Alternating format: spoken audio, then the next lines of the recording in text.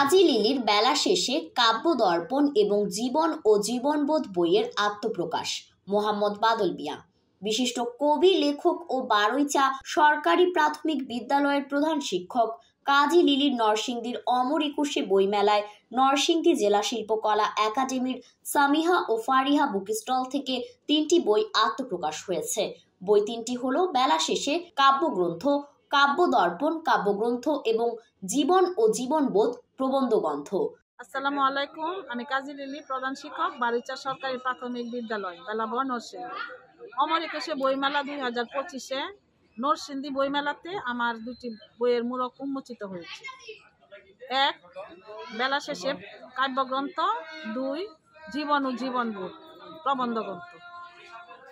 আপনারা আমার বই 2টি সংগ্রহ করবেন, পড়বেন, আশা করি ভালো লাগবে। আপনারা আমার জন্য দোয়া করবেন, আমি যেন আরো অনেক অনেক অনেক লিখতে পারি। বই 3টি বাংলা বাজার ঢাকা থেকে প্রকাশিত হয়েছে এবং অমর একুশে নরসিংদীর বইমেলা এবং ঢাকা বইমেলায় বিভিন্ন স্টলে পাওয়া যাচ্ছে।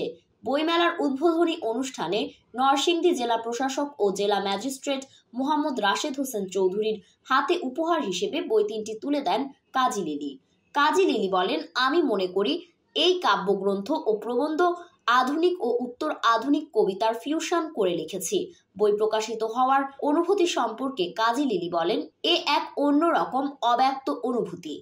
পাঠকরা আমার কবিতা কিভাবে গ্রহণ করবে, ভালো লাগবে কিনা এ নিয়ে অনেক শঙ্কা ছিল, কিন্তু পরিশেষে দেখলাম পাঠক আমার বই ভালোবেসে কিনেছে। মেলায় তার অনেক বই বিক্রি হয়েছে বলে তিনি জানান। উল্লেখ্য, 21 থেকে 28 ফেব্রুয়ারি পর্যন্ত নরসিংদীর অমর একুশে বইমেলা চলবে। আপনাদের সাথে ছিলাম আমি ফারির রহমান প্রীতি, পিভিএন টাইমস, নরসিংদী।